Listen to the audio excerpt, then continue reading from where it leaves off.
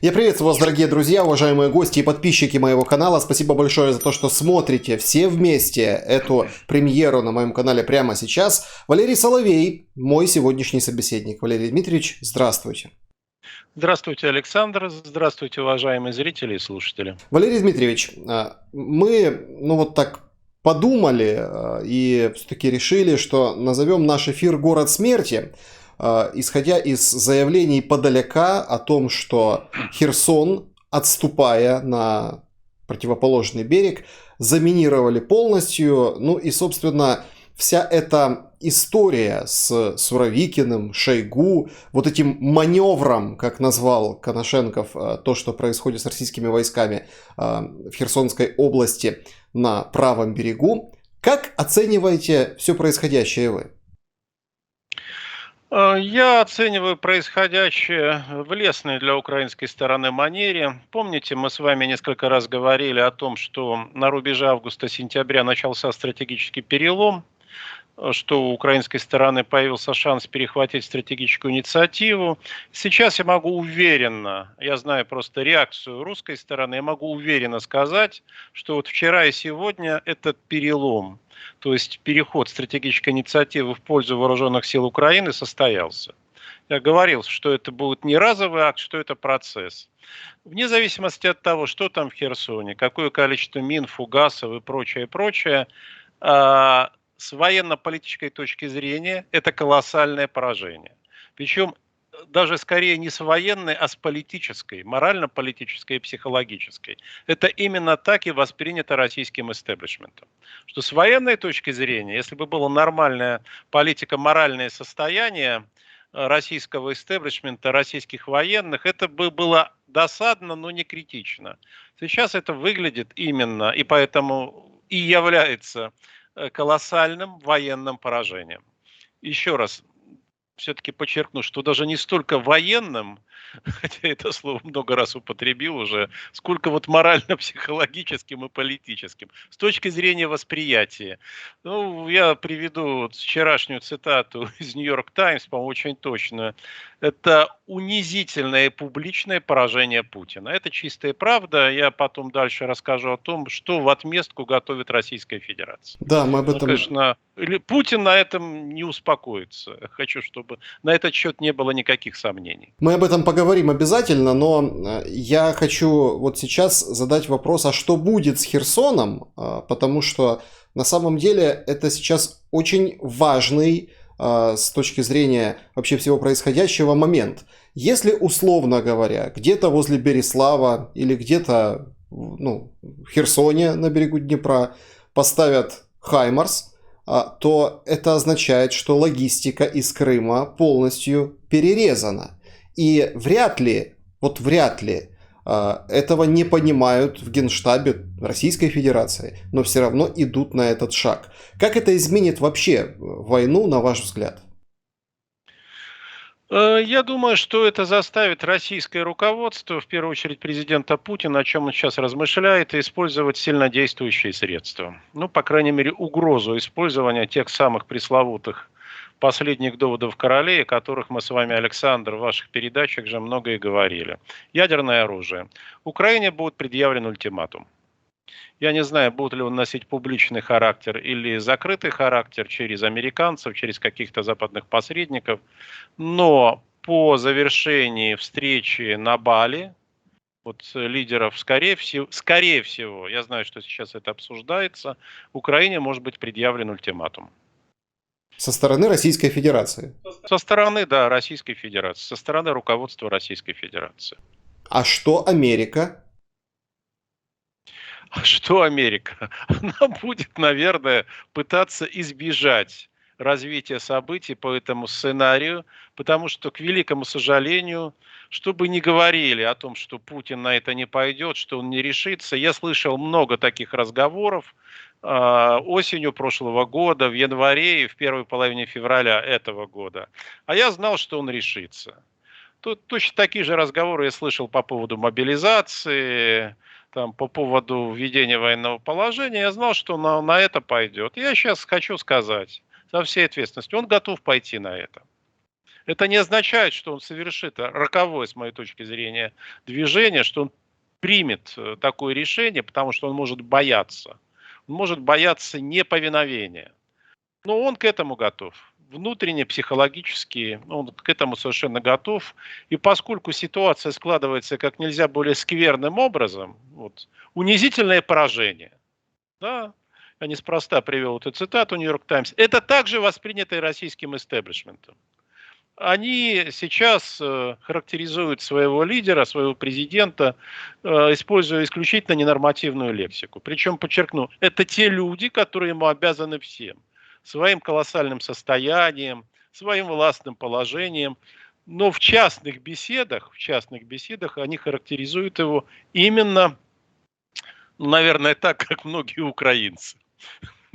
Ну, не используя некоторые существительные, вот они используют другие. Но именно так. Поэтому ему надо перевернуть ситуацию в свою пользу. У него остался один аргумент. Мобилизации для этого недостаточно явно. Мобилизация – это на случай стратегической обороны. Россия перешла к концепции стратегической обороны, пытаться удержать Донбасс во что бы то ни стало. Но изменить стратегически ситуацию, то есть снова переломить ее в свою пользу и добиться мирного договора на каких-то приемлемых условиях, потому что Россия готова, ну, точнее, Кремль уже на многие уступки пойти. Но как минимум надо получить коридор в Крым, как минимум сухопутный, и плюс сохранить часть новых территорий, даже не все. Потому что если новые территории, поскольку их границы не определены, как публично было сказано, но территории приняты в состав Российской Федерации, поскольку если допустим, что новые территории, их границы отстоят от границ старых ДНР, ЛНР всего на 15-20 метров, это можно попытаться продать как потрясающий военно-политический успех и как сокрушительную победу, триумфальную победу российского руководства. Но для этого надо получить согласие Украины, а Украина такого согласия пока не намерена давать. Поэтому, соответственно, вот с высокой вероятностью может быть использован ультиматум, за которым стоит угроза использования оружия массового поражения. Да, это очень интересно, особенно... Причем сразу подчеркну, что в качестве цели будет обозначен город. Обозначен... Город. Какой, не поделитесь? Речь пойдет выбор. Это ситуация выбора. То есть я говорил когда-то, что это мосты, и если это будут мосты через Днепр, ну это ужасно, но с этим еще как-то можно смириться, вы понимаете. Но не исключено, что это будет город. Давайте я аккуратно сформулирую. Не исключено, что это может оказаться город. И вот та беседа, которая была между Макроном и Путиным, и утечки, которые появились, в данном случае якобы утечки, они, в общем, соответствуют тому, что я знаю. Они подтверждают. Все это совпадает. То есть вы идете на наши условия, иначе мы уничтожим, ну, там разные назывались, Харьков, какой-то другой город. Я бы обратил ваше внимание, Александр, на то, что мэр Киева заявил о готовности Киева к эвакуации. Он это объясняет кризисом энергетической инфраструктуры, но это может иметь и другую причину. Вот как. Ну, то есть это не просто наш мэр чего-то ляпнул лишнего, к нему доходит информация. Это вам лучше знать. Вам лучше знать. Но, к сожалению, даже такой чудовищный оборот не исключен. Ох, Валерий Дмитриевич, это прям очень интересно в контексте особенно вот таких осторожных, ну давайте будем откровенны. Киев, который, ну вот, по понятным причинам, вот здесь абсолютно искренне я хочу сказать, что эти причины понятны. Там, который строит свое поведение и политическое, и военно-политическое на победах, на успехах, где-то, ну, прикрывая там определенные неудачи и не оглашая определенное там поражение локальное или там местечковое, еще более там микропоражение. Но вот Херсон не восприняли как великую победу. позже скорректировали, что это россияне не уходят, а им пришлось уйти. Это действительно серьезное усилие вооруженных сил Украины. Но все очень, очень и очень осторожно воспринимают этот Я шаг. знаю. Это очень разумный подход, трезвый, взвешенный. Но я же вам говорю сейчас даже не о самой военной подоплеке. Я говорю о том, как это воспринято в России. И в России это воспринято однозначно. Я хочу, чтобы вы об этом знали. Именно российским истеблишментом. Обществу, честно скажу, на это наплевать. Ему продадут это как сокращение линии фронта, как правильную политику по сбережению жизни российских солдат. В чем, кстати, тоже есть резон, поскольку если бы они оказались там отрезанные от снабжения, то риски потерь бы значительно выросли, вы понимаете. Но то, как это воспринимает истеблишмент, именно так он это воспринимает. И это также воспринимает Путин. То есть для него это совсем-совсем не рядовое событие. Потому что ему предлагали покинуть Херсон и Херсонскую область военно еще на рубеже июля-августа. И потом несколько раз повторяли. Если бы тогда он сделал очередной жест доброй воли, да, сейчас все выглядело бы, опять же, с психологической, репутационной точки зрения иначе. Но выглядит так, как выглядит. И он оказался человеком, который развязал все это и который проигрывает. Это выглядит так, сказать, и для российского истеблишмента, и для мирового. А почему он молчит? А потому и молчит, что он привык иметь дело только с триумфами и победами и достижениями, а не с проигрышами и поражениями. Вот пусть отвечают те, кто отдал распоряжение. Хотя понятно, что все это делалось исключительно с ведома Верховного Главнокомандующего. И, конечно, Верховный Главнокомандующий несет прямую ответственность и за победы, и за поражения, и за проигрыши.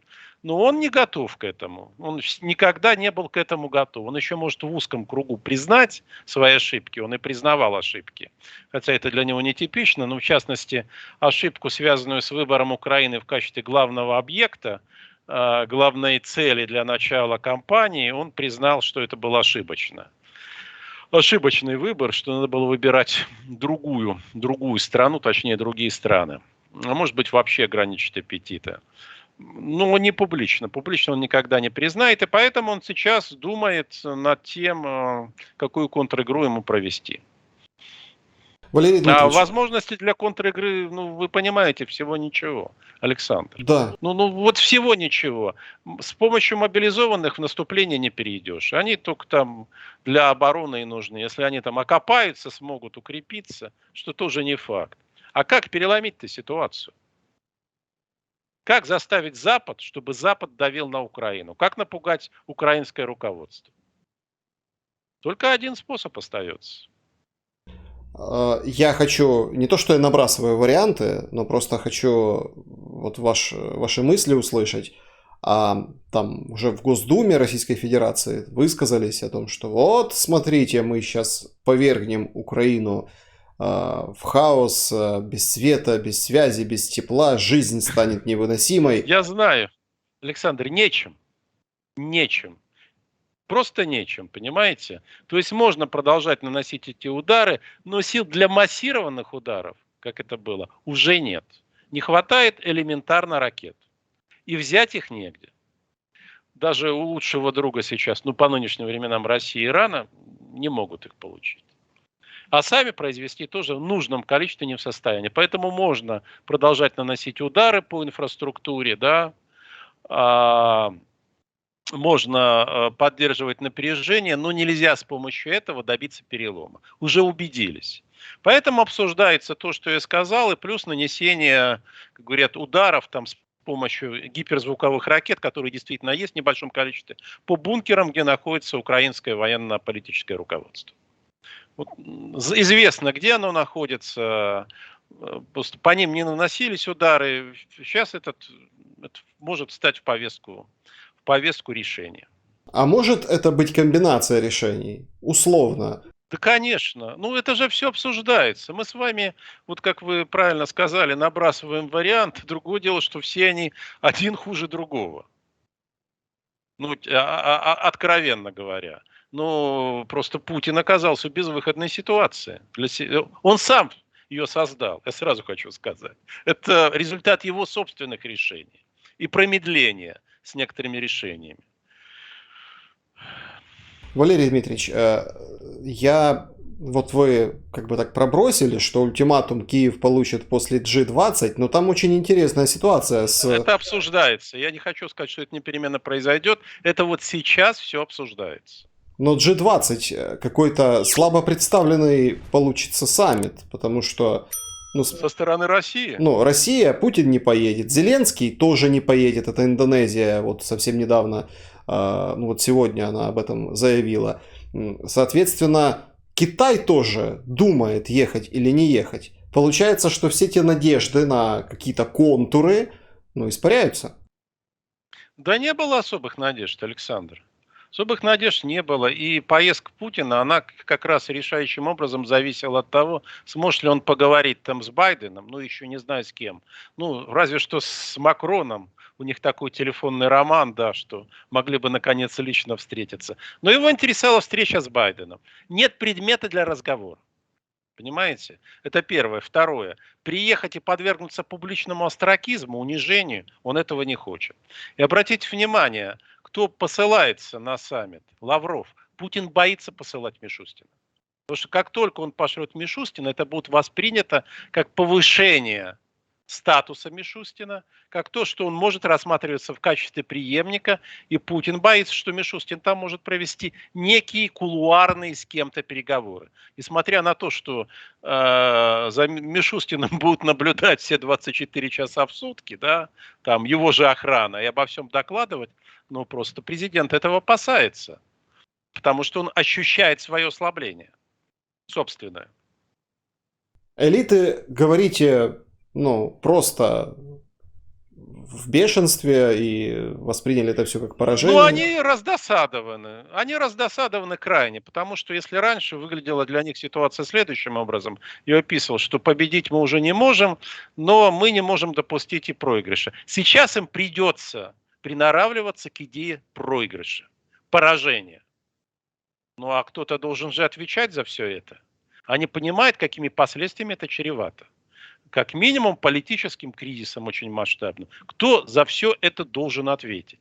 Они говорят так, а Путин сейчас прячется и предоставит нам расхлебывать самим. Он всю эту кашу заварил, поясню, так они характеризуют ситуацию. Это чистая правда. Поэтому какие они будут испытывать эмоции? Другое дело, что из этого не следует их готовность к каким-то решительным шагам против российского. Это ничего даже близко похожего нет. Вот нет, вот поверьте. Ну, да, есть недовольство, там, есть разговоры о том, как нам все это надоело, как было бы здорово, если бы он ушел. Разговоры эти, если ведутся, то за границей. Да, то есть они не ведутся в России, это абсолютно исключено. Но такие разговоры совершенно точно есть. Валерий Дмитриевич, а я тогда вот так задам вопрос. А почему тогда Кадыров, Пригожин там рассыпались в таких горьких, но комплиментах Суровикину за правильное мужское решение? Ну, не им же отвечать, правда, отвечать Суровикину. Его для этого туда и поставили, что кто-то должен за все ответить. А они могут прослыть там отважными вояками, слуга царю, отец солдатам, как все здорово. Мы-то здесь ни при чем, да. Ну, на самом деле тот же Пригожин, учитывая его активность публичную, политическую, военную, он прекрасно знает, к чему идет дело. Что дело идет к кризису, к разборкам. Именно к разборкам. Он к ним и готовится. Сказать, при живом президенте, которому он, конечно, лоялен и демонстрирует эту лояльность, но ведет себя все более, я бы сказал, отвязно, дерзко. Это именно подготовка. На самом деле готовятся к будущему все. Просто только Пригожин это делает в такой откровенной манере. А все остальные готовятся в тайне. Украина сможет форсировать Днепр? Запад предоставит все силы и средства? Александр, это вопрос не ко мне. Я думаю, что Запад был бы готов предоставить что-то, но он опасается вот того варианта, того сценария, о котором я сказал. Что если, вот, как Владимир Владимирович часто цитировал, ну, точнее, это известное место, да, что вот там крыса, загнанная в угол. Он может очень далеко вперед прыгнуть. Понимаете? Поэтому они постараются пройти между Сылой и Харибдой. Очень бы было хорошо для них нанести военное поражение России именно не своими руками. Слушайте, уникальная возможность. Ну, просто уникальная. Да? И навсегда отбить, ну не навсегда, надолго у России какие-либо амбиции. Это было бы результатом, конечно, военного поражения. Но риск эскалации очень велик.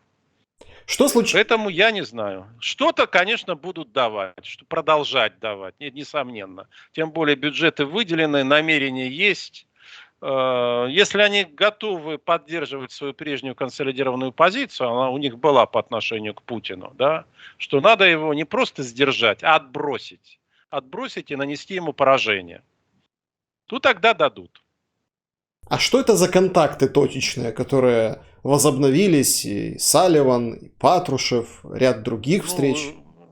Абсолютно необходимые контакты.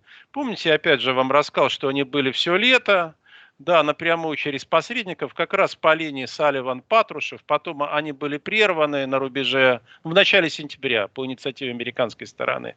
После того, как ядерная угроза была введена в оборот, контакты возобновились, отчасти через посредников, отчасти прямые. И будет даже встреча, встреча комиссий, двусторонняя встреча по вопросам стратегической стабильности. Этот диалог необходим. Его нельзя вести через посредников. Естественно, обсуждается и Украина, точнее не может не обсуждаться, поскольку стратегическая стабильность напрямую связана сейчас российско-украинской конфронтации. Естественно, делаются предостережения, чтобы Россия не использовала ядерное оружие. Но такие же предостережения делались накануне 24 февраля в большом количестве. И Бирнс приезжал в Москву, и через Салливана передавалось. Все это передавалось. Я уж не говорю о телефонных звонках Макрона, которые стали притчей во языцах. Поэтому, да, они пытаются сделать то, что могут. Пытаются. Поэтому они попросили украинскую сторону заявить, дезавуировать заявление о невозможности переговоров. Украинская сторона заявила, что она может вести переговоры, но на таких-то, таких-то условиях. Да, значит, известно на каких, что Россия должна полностью покинуть территорию Украины. Для России это, конечно, неприемлемо. Это абсолютно неприемлемо. Поэтому у Путина остается вариант с давлением. Хотя особенно сейчас. Что еще? И так уже там находились в стратегической обороне. Да. Уже теперь понятно, что никакой инициативы конвенциональными средствами перехватить невозможно. Попробовать истощить Украину, да, но это не перелом. Это не перелом все равно. Ее надо заставить с точки зрения Кремля пойти на переговоры. Кремль хочет переговоров. Понимаете? Он добивается переговоров. Но Украина не идет, потому что он находится в восходящем тренде. Зачем вам договариваться, если вы одерживаете победу? Или, по крайней мере, владеете инициативой. Это, конечно, не полная, не окончательная победа, но инициатива полностью в ваших руках. Зачем вам договариваться? Логика понятна. Валерий Дмитриевич, вы так тоже упомянули, но давайте остановимся на этом моменте. Россия готова многое уступить. Что? Новые территории, в частности, она готова уступить, за исключением, может быть, какого-то символического элемента. Путин на большие уступки вряд ли пойдет. Путина нет. Его преемники готовы были пойти дальше. В том числе, я думаю, отказаться от старых территорий ДНР, ЛНР. О Крыме речи не идет. Нет. Во всех консультациях, которые на самом деле идут довольно давно, и еще весной 2021 года они до всего шли, там была одна и та же формула, что мы готовы пойти на многое, за исключением Крыма. Это от имени Кремля исходило. Такое послание он направлял.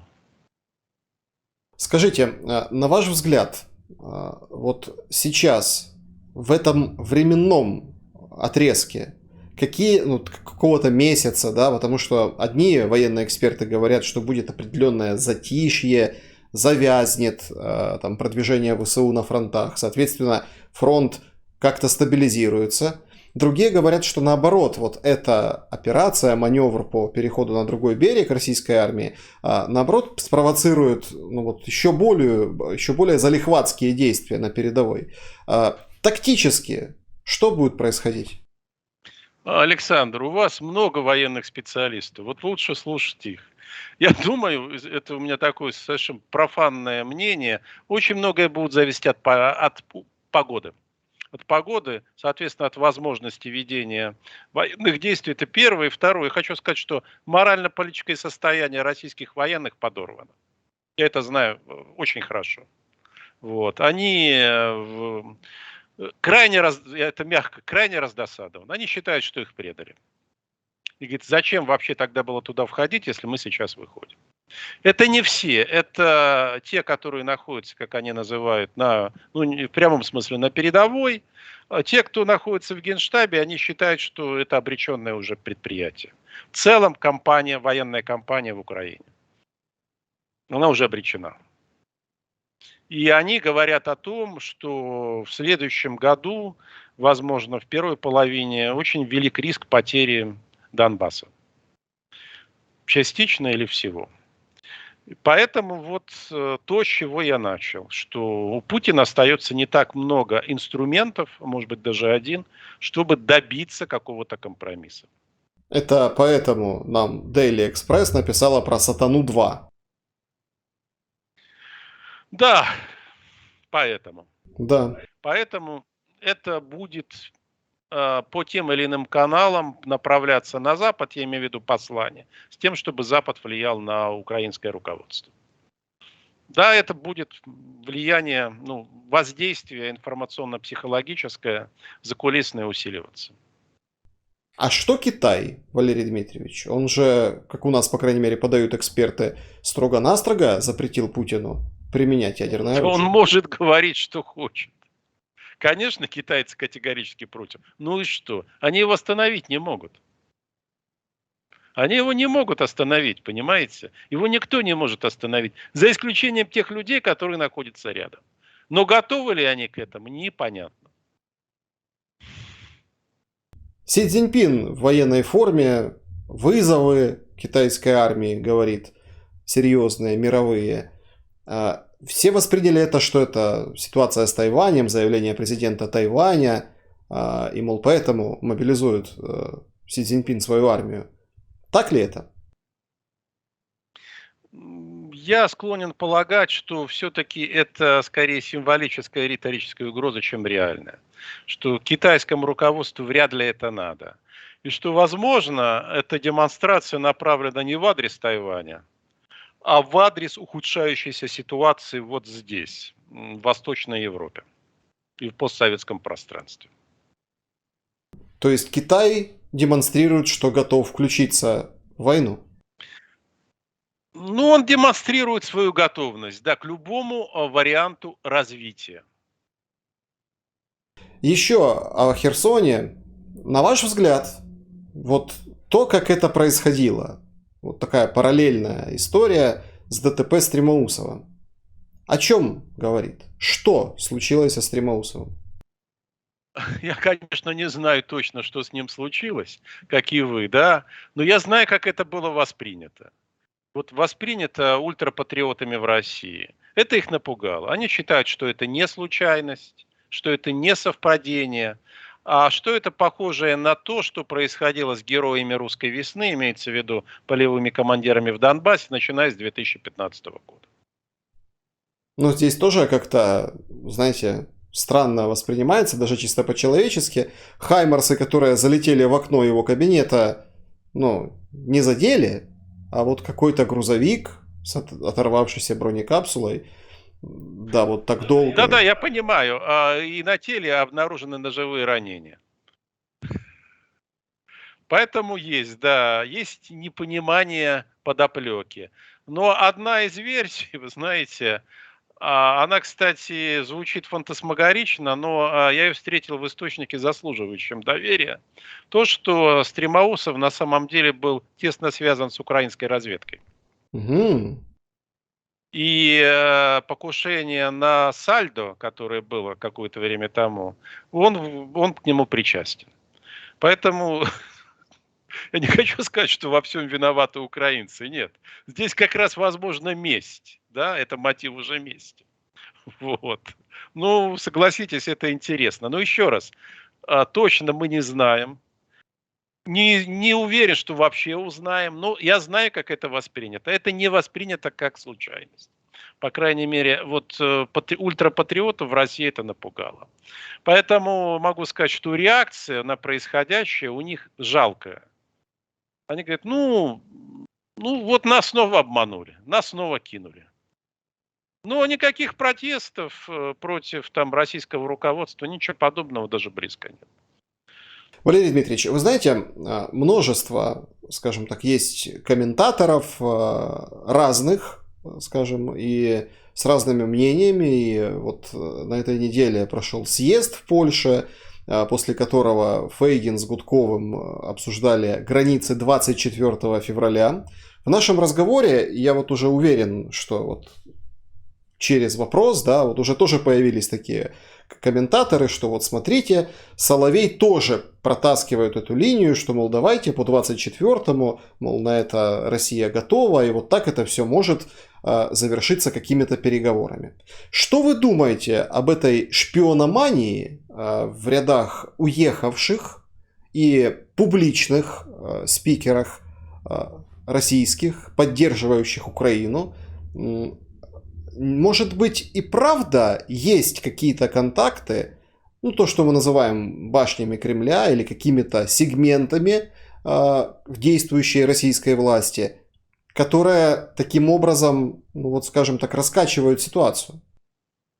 Александр, ну то, что есть контакты, да, это факт. Контакты с администрацией президента, контакты через ФСБ, которая, естественно, ведет активную работу в российской эмиграции, да, и работал с этими людьми, пока они еще не были в эмиграции. Другое дело, что никакого особого политического значения российская эмиграция не имеет.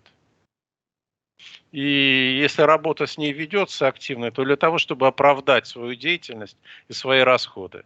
Но ни на что она повлиять не может. Не может, не в состоянии. А она может заниматься условно гражданским просвещением россиян. Но призывать их к чему-либо, вызвать массовую динамику, она не в состоянии. И власть это прекрасно знает. Она успешно использует там, не обязательно даже свою агентуру, а людей, находящихся под влиянием, для того, чтобы компрометировать оппозицию. И мне кажется, что даже для этого не надо прикладывать усилия. Вот есть такая замечательная поговорка, где два украинца, там три гетьмана, да? Вот поверьте, где соберутся двое-трое российских оппозиционеров, там тут же начнется разговор о том, кто из них работает на ФСБ или на администрацию. И, конечно же, они обвинят друг друга. То есть даже не надо особо прилагать усилия. Это будут само собой идти склоки. Это вообще очень характерно для российской иммиграции во все, наверное, времена. И меня всегда вызывало изумление, как большевики смогли объединиться и вот представить себя такой кулак. Может быть, потому что они взяли на вооружение там криминальные, полукриминальные методы и, соответственно, групповой стиль, свойственный к криминальному сообществу. Вот. А в целом, ну, как знаете, в свое время Марк Алданов, он сказал, это применительно сказал вообще коммунистам, но это вполне подходит к российской позиции, что если бы коммунисты ненавидели буржуазию так же, как они ненавидят друг друга, они бы давно уже организовали всемирную революцию. То же самое могу сказать о российской оппозиции. Я с сожалением об этом говорю.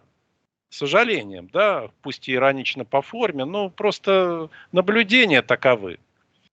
Да, да. Я просто хотел бы спросить ваше мнение. Вот есть, оно фигурирует здесь в украинских политических экспертных кругах, что украинцам там долгие, ну, определенные годы скармливали, ну, вот башню идеологическую имеется в виду, идеологически скармливали башню Суркова-Медведчука. Сейчас, соответственно, пул российских оппозиционеров, заполонивших разные эфиры, в том числе и государственного телемарафона, что это просто другая башня. Что вы на это скажете и что вы на это ответите? Я не вижу в этом никакого смысла ни для одной из башен. Я объясню. Ситуация решается на поле боя. Все, что бы мы ни сказали, там, вот мы с вами сейчас, все это ничто по сравнению с тем, что происходит на фронтах. Вообще ничто. Повлиять мы можем на какие-то умонастроения, но не на процесс принятия решений. Те люди, которые выступают в эфирах, они не влияют на процесс принятия решений и повлиять никак не могут. Они не представляют ни одной влиятельной политической силы, я сразу скажу. Это просто невозможно. Вот. С кем-то из них можно согласиться, с кем-то нельзя согласиться, но они выражают скорее свое личное мнение и даже свои желания, там, потаенные или явные желания, но не более того. Призывы к сдержанности, да, к тому, что пора там замеряться, мне хорошо понятно. Но потому что всегда возникает риск истощения.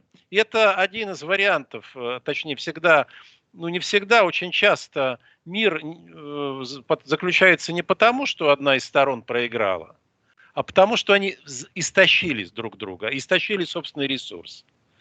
Да, бывает так, я об этом говорил с самого начала, что, возможно, в этой ситуации и обе стороны, ну, российская уж совершенно точно, задумается о мире. Но для этого надо, чтобы украинская сторона тоже почувствовала истощение. Пока этого нет.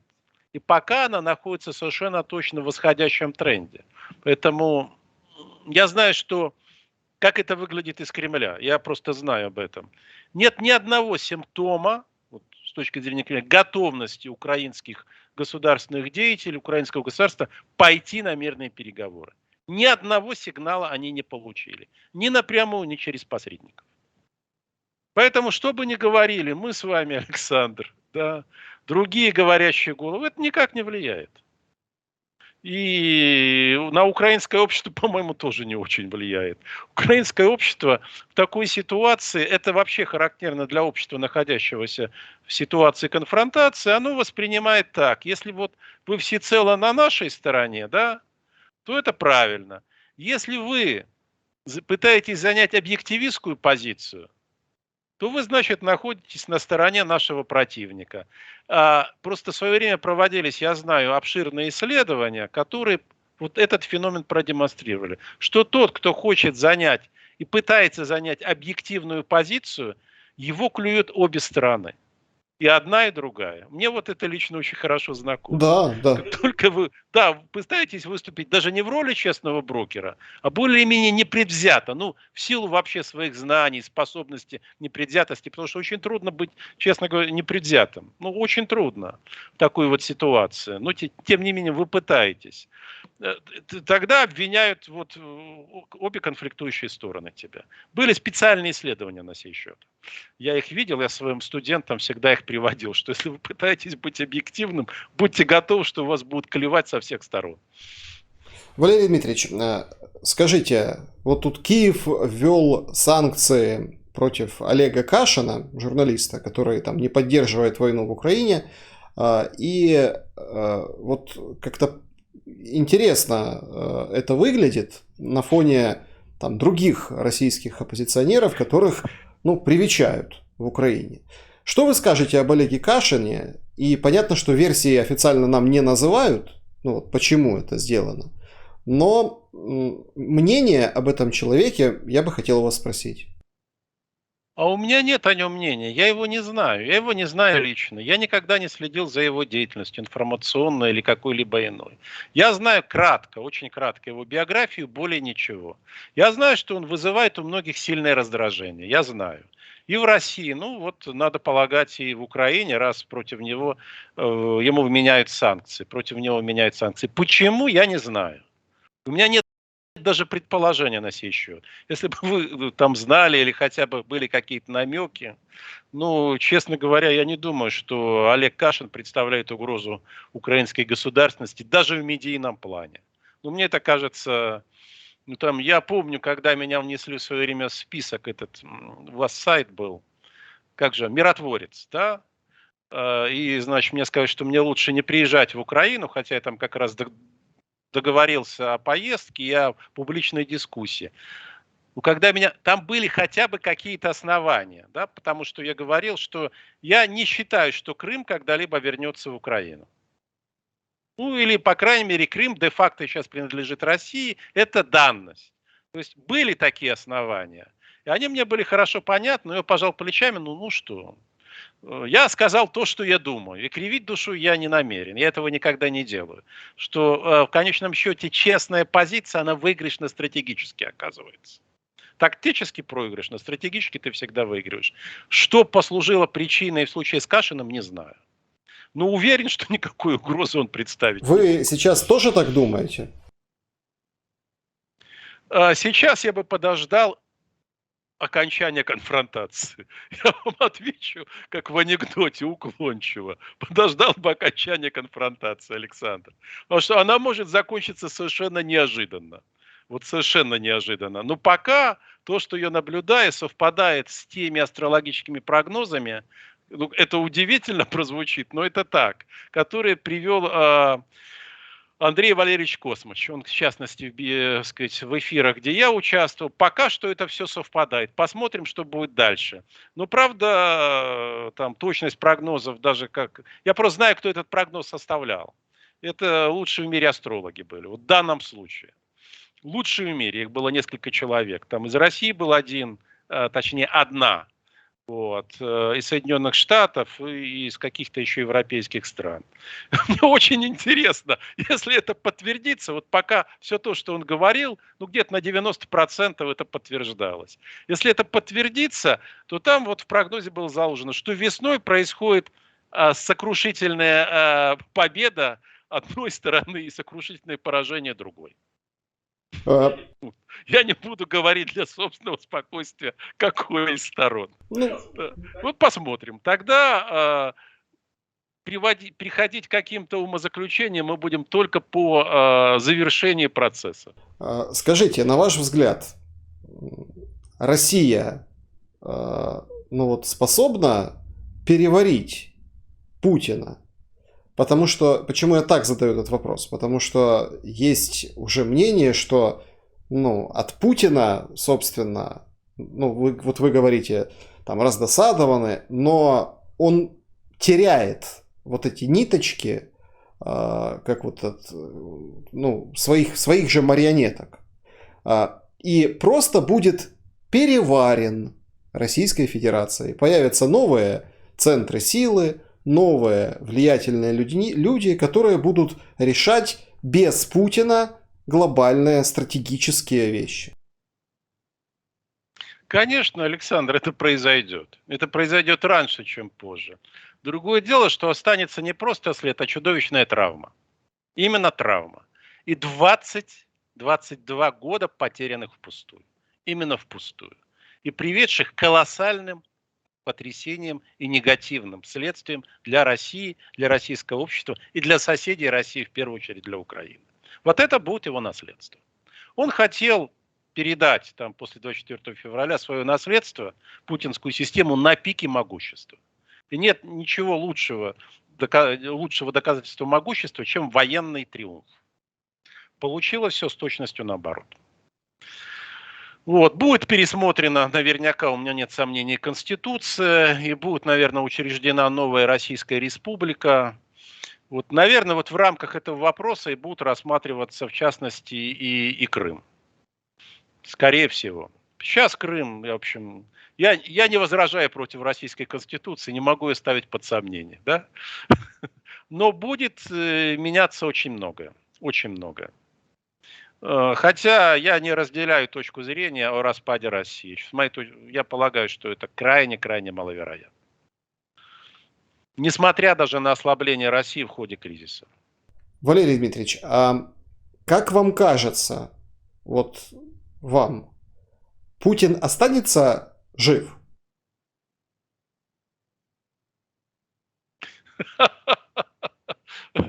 В течение какого-то времени, безусловно. Но опять же, посмотрите тот прогноз, который дал Андрей Валерьевич Космич. Это не его прогноз. Там на сей счет говорится, произносится, это редчайший случай, мне известный, когда были названы конкретные месяцы. Не просто год, а конкретные месяцы. И я знаю, что этот прогноз известен российскому президенту, ему показали это. И было дано указание проверить все эти расчеты. Дальше я не знаю, что ему сказали после проверки. Поэтому посмотрите. Мне просто интересно, получается, что астрологи кремлевские слабее, что ли? Ну, во-первых, да. Во-вторых, они стали кремлевскими астрологами только потому, что говорят то, что те хотят услышать. Это, опять же, за лояльность вам платят. Но если вы не лояльны, то объективны, то вы рискуете.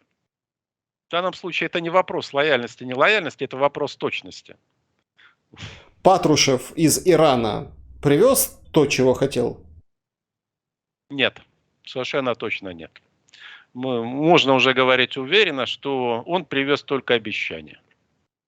Ну и, возможно, Россия получит военную форму, сшитую в Иране для мобилизации. Это чтобы не дети где-то там в провинции школьники шили? Ну, белорусы фактически отказались. Ну, Лукашенко имеется в виду. Поэтому заказы размещаются или должны быть размещены во Вьетнаме, в Иране и в Бирме, Мьянме. А почему Лукашенко отказался шить форму? А это вот такое издевательство. Там отшили. Ну, сказали, что количество комплектов, которые поступило, ну, это просто издевательски выглядит при потребностях. И при тех, главное, он обещал, ну, как это для него характерно, обещать же не значит жениться. Особенно, когда обещание дает белорусский президент. Удар со стороны Беларуси мы неоднократно с вами обсуждали. Неоднократно. И новое обстоятельство, это, конечно же, отступление от Херсона, переход на другой берег. Как вам кажется, вот этот крючок, вот этот второй фронт, смогут реализовать в Кремле? Мне это кажется все-таки сейчас маловероятным. Вот было время, может быть, месяц тому, когда Лукашенко был зажат так, что все походилось на волоске, висело на волоске. И там чуть-чуть оставалось, но есть объективные факторы, работающие против такого решения. Дело в том, что украинская армия передала весь свой боезапас и значительную часть вооружения России. Там нечем воевать, понимаете? Я уж не говорю о морально-политическом состоянии белорусских вооруженных сил, и в том числе включая офицерский корпус. Это надо каждому офицеру представлять комиссара из России. Причем с расстегнутой кобурой, даже взведенным наганом. Вы понимаете. Вряд ли на многое такая армия способна рассчитывать. Поэтому это не имеет смысла с военной точки зрения уже. Да, отлично. Еще один вопрос у меня. Он касается, Валерий Дмитриевич, патриарха Кирилла, который сделал ряд заявлений и, собственно, тут можно, конечно, увязать, вторил Медведеву с его вот этими всадниками тьмы, с Западом, вторил в каком-то смысле Медведеву, говоря о том, что там темные времена и Россию разорвут. А какую игру ведет патриарх Кирилл? Ну, послушайте, он хочет, сохранить свою позицию патриарха, что он перенес довольно тяжелый ковид, он у него прошел очень не без последствий. Во-вторых, он хочет сохранить традиционную для русского православия позицию младшего партнера, даже, наверное, все-таки не партнера, а слуги власти. Поэтому он будет говорить то, что хочет власть. Изменится власть, будет власть говорить другое, вы увидите в лице Кирилла голубя мира. У меня в этом нет никаких сомнений. И он будет это объяснять все заботой о церкви, что вот тогда надо было одно, чтобы сохранить церковь и паству, а сейчас надо другое. Он как раз свою позицию изменит очень быстро и без всяких, я бы сказал, внутренних терзаний. Как, впрочем, и многие в России, поверьте. Почему свою... Те, кто сейчас там выступает как ультрапатриоты, во власти, я сразу подчеркну, немало искренних людей, вот немало таких. Тот же Игорь Стрелков-Гиркин, он вполне искренен в своем желании там, уничтожить Украину. И таковых немало. Но вот те, кто во власти, поверьте, они перестроятся, сказать, развернутся на 180 градусов и будут говорить прям противоположные вещи. Я это видел, когда Советский Союз рухнул, и на примере советских, сказать, российских коммунистов, на примере украинских, вот, поскольку все-таки у меня там связи очень неплохие были в Украине в то время, да, и сейчас кое-какие остаются. Так что все будет беспроблемно для них, Александр. Почему И Франциск, почему Папа Римский не меняет свою позицию? вы имеете в виду какую позицию? Позицию, Позицию да, требования мира? переговоров, мира, любовь. Это интересный вопрос. Я не хотел бы впадать в такое конспирологическое уклонение, что папа находится там, ну, связан финансовыми интересами с Россией, папский престол. Ну, папа вообще такой, знаете, человек леволиберальных взглядов. Леволиберальных. И для него вот мир, пусть худой мир, лучше доброй ссоры. Вы понимаете, эта позиция, вот как, допустим, у Маска. Когда вы наблюдаете со стороны, вы не вовлечены. Вам очень легко рассуждать, как вам кажется, рационально.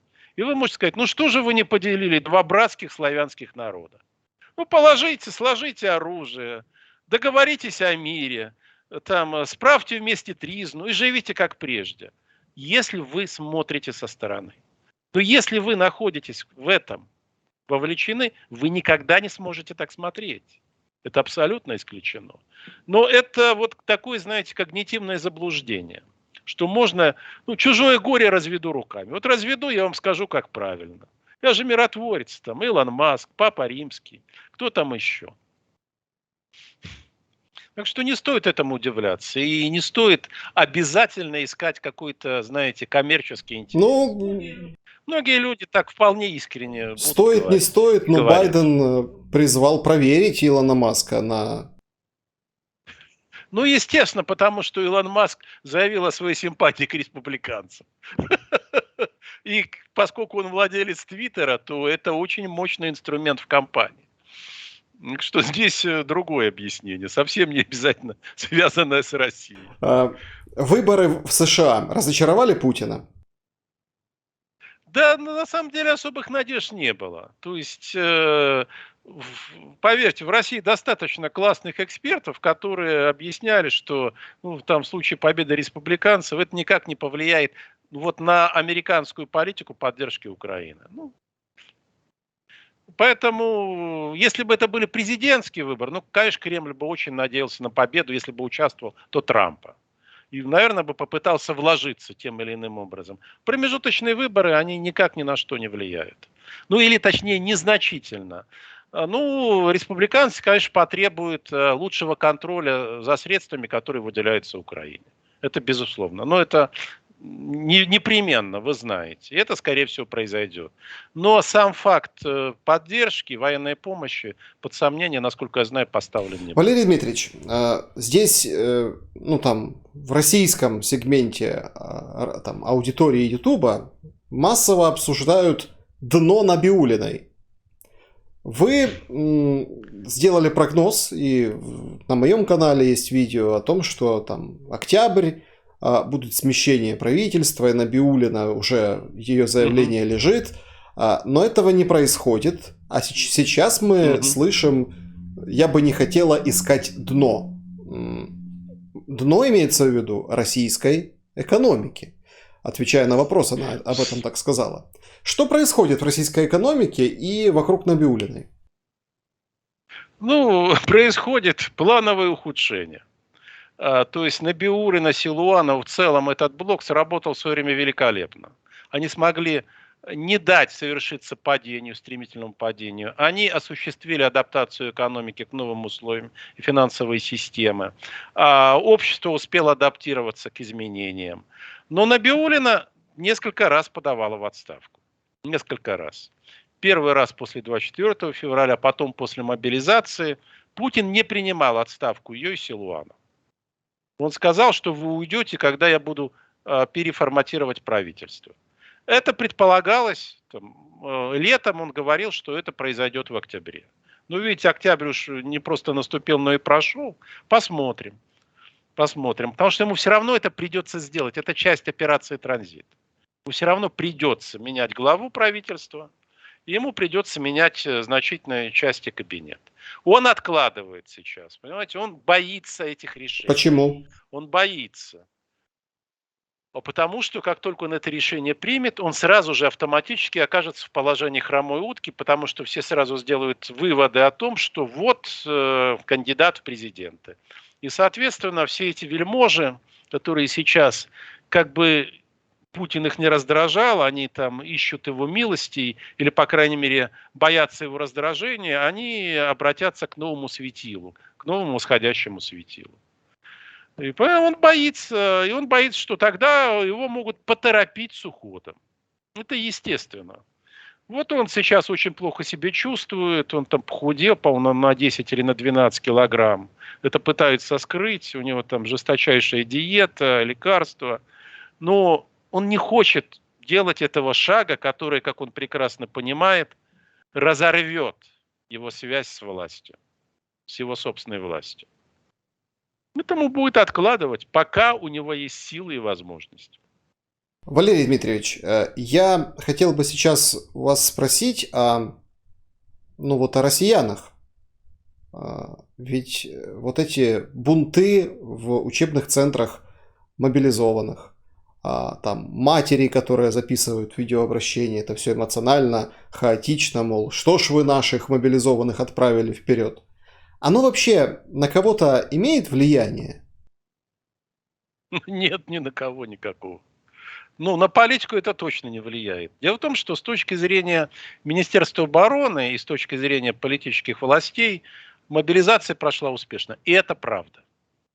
Ну вот, там больше миллиона уехали, потом отток прекратился, остальные нехотя, но пошли в военкоматы.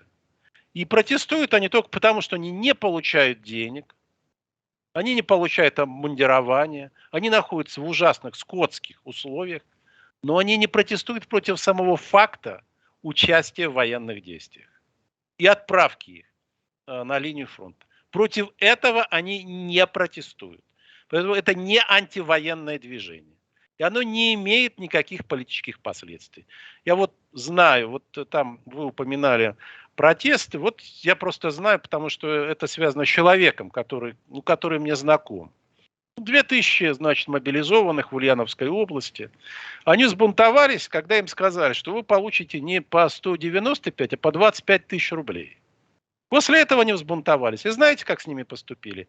Их отпустили на 2 суток, дали увольнительную. Потом они все вернулись в расположение.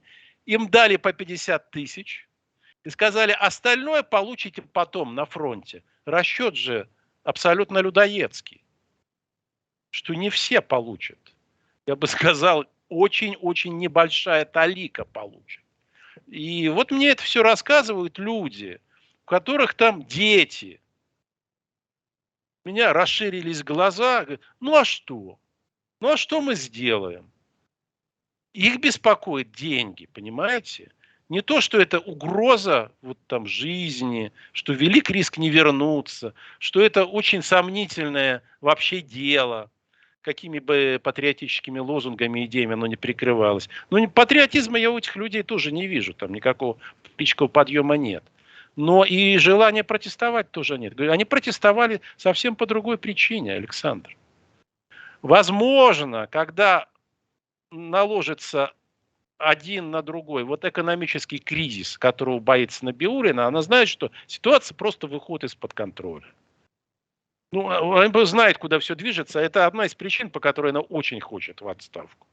Она не хочет за все это нести ответственность. Значит, и большие потери среди мобилизованных, но они есть, но пока они не выглядят там колоссальными. Возможно, это даст какой-то эффект. Но, скорее всего, это даст эффект только в том случае, если за это дело возьмется российская элита, какая-то из ее фракций, которая решит положить уж конец безобразию. Скажет, ну все, А кто хватит. это может быть? Ну, вот в тот момент, когда будут решаться вопросы наследования власти, ну, условно две коалиции. Там назовем одну просиловой или даже прочекистской, и вторая, условно, коалиция штатских. Коалиция штатских может, да, у нее есть ресурсы, значительные ресурсы. Мгм. Ну, давайте так, на этом пока остановимся, тем более, что наше прошлое видео я всех приглашаю посмотреть, вот по подсказке, которую вы сейчас видите, это, собственно, о выборах Валерий Соловей говорил в прошлый раз, очень интересная информация, уже весной следующего года. Да, да, да, да. Поэтому мы так, знаете, вот такую интригу оставляем. Я хотел, вот скажем так, ну не то чтобы резюмировать, а вот как у нас обычно с вами бывает, там финальные вопросы, они так более легкие. Я вот почему-то мне интересно ваше мнение. Тут выходит в свет супруга Арестовича. Его жена дает интервью блогеру, которая специализируется на подобных интервью, в том числе и, ну, там, условно, женских интервью, потому что, ну, вот моя жена следит за блогером, о котором я говорю, ну и, собственно, как бы внимает, да, об вот этих всех светских и интересных, скажем так, жизненных, личных моментах. Я хочу задать вам вопрос, ну, якобы вот жена Арестовича при там знакомстве, при цветочно-букетном, конфетно-букетном периоде говорил ей, что будет президентом. Валерий Дмитриевич, а какой президент получится из Арестовича? Слушайте, вы знаете лучше, потому что у меня о нем есть некоторые представления, но, честно, я лучше его не буду высказывать. Потому что мое представление формируется не только на поверхностном, да, вот как его, ну и на некоторой информации. На некоторой информации. Но я лучше промолчу, если честно. Ну вот то, о чем вы сказали, это, конечно, сознательная стратегия по формированию именно политической репутации и подготовка к политической карьере.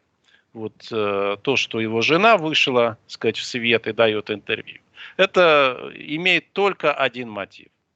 И я думаю, что вы это прекрасно понимаете. Ну, то есть, это понятно, что Да. Валерий Дмитриевич Соловей еще тот, его не проведешь, не зайдешь со стороны жены, со стороны светских блогеров. Да ну зачем, Александр? Ну, понимаете, у меня вот такая принципиальная позиция. Я стараюсь не давать характеристик людям. Особенно если эти люди так или иначе находятся по одну сторону баррикады. Я этого избегаю. Они обо мне могут говорить что угодно и говорят. Я избегаю. За редчайшим исключением. Вот когда я знаю, что, допустим, что этот человек из себя представляет, я иногда могу сказать. Ну, в общем и в целом я избегаю. Надеюсь, вы отнесетесь с пониманием к моей принципиальной позиции. Смотрите, тогда вот так вот я задам вопрос, чтобы, ну, собственно, не потому, что мне это жутко интересно, и у меня есть какая-то там стратегия этого вопроса, просто чтобы закончить наш разговор. Угу. Послевоенный президент Украины. Арестович ли? Или кто-то другой? Или, может быть, Зеленский? Вот какой это будет президент? Вот это интересный вопрос. Ну, опять же, я боюсь, что я отвечу банальностью. У президента мира будут, возможно, более сложные задачи, чем у президента войны. Потому что очень велик риск, что украинское общество и, главное, украинская власть, украинские институты охотно вернутся в ситуацию статус-кво анте, то есть той, которая предшествовала 24 февраля. Это очень часто происходит и в жизни, и, к сожалению, в политике. Поэтому задача президента будет состоять в том, чтобы использовать импульс вот этой конфронтации и новое состояние украинского общества для того, чтобы запустить необратимые перемены. Именно необратимые. по модернизации Украины, по трансформации ее именно в европейское государство не в формальном, а в фактическом смысле слова. И я могу сказать, что эта задача не менее сложная, чем задача выиграть или выстоять в военном противостоянии. Но это все Я не будет... знаю, понимаете, и это должен быть человек, наверное, все-таки имеющий большие организационные навыки, именно большие организационные навыки, а не только пиар-талант. У вашего президента, ваш президент прекрасный пиарщик с профессиональной точки зрения, но это было понятно еще во время его избирательной кампании и по многому. Но сейчас он приобрел экзистенциальный опыт, колоссальный. И ответственность, да, он, наверное, стал другим, во многом другим человеком, другой личностью. Я думаю, что он, наверное, был бы в состоянии вести Украину вот по этому пути трансформации, но для этого ему нужна еще очень сильная команда. Очень сильная. И, возможно, было бы неплохо, если бы эта команда была с участием каких-то иностранных представителей. Совсем не обязательно из Грузии в данном случае. Понимаете? Ну да. Да, Валерий Дмитриевич. Скорее уже там из Восточной, Центральной Европы, возможно, наверное, из Западной. Ну, один представитель Грузии, бывший президент Грузии, сейчас 36 болезней у него, говорит адвокат. Деменция, туберкулез подозревается. И, ну, судя по всему, он не выйдет уже на волю. Ну, что я могу сказать? Мне кажется, это расправа. И это вот судьба, знаете, реформатора, который не смог довести вот свое дело до конца. Потому что по-настоящему, конечно, на то, чтобы преодолеть вот этот порог необратимости, чтобы реформы уже там приобрели окончательный характер, все-таки надо 10-15 лет. То есть, ну, там, если вы не можете оставаться на посту, ограничения, да, то это должны быть люди, которые будут вести ваше дело, продолжать. Да. У Саакашвили такого, в общем, шанса не оказалось. Я надеюсь, что у Украины будет такой шанс. Мы тоже очень надеемся. Валерий Дмитриевич, я благодарен вам за эту беседу, благодарен вам за откровенность и за то, что вышли и поделились даже там самыми ужасными перспективами, их возможностями, обсуждениями таких перспектив, но все равно, собственно, наш разговор устремился в будущее и в какой-то позитив, в какое-то светлое будущее. Спасибо вам большое. Спасибо вам, Александр, спасибо зрителям. Я надеюсь, у нас есть будущее. Ну, я в этом не сомневаюсь. И хотелось бы, чтобы оно было все-таки позитивным. Благодарю вас, дорогие друзья, за то, что вы посмотрели это видео. Пожалуйста, подпишитесь на канал. Валерий Дмитриевич Соловей будет отмечен как пользователь YouTube. Смотрите его ролики, переходите, интересуйтесь, пишите комментарии. И, думаю, очень важная информация и с точки зрения вашего перехода на канал к Валерию Дмитриевичу и всем подписчикам и гостям моего канала. Гостями быть уже сложно, потому что и алгоритмы YouTube, и пропадающие колокольчики, это, скажем так, уведомления о новых выпусках, подталкивают меня попросить вас проверить, есть ли уведомления, если вы подписчик, и подписаться, сделав то же самое, если вы не подписчик. Давайте оставаться на связи и беречь друг друга. До скорого.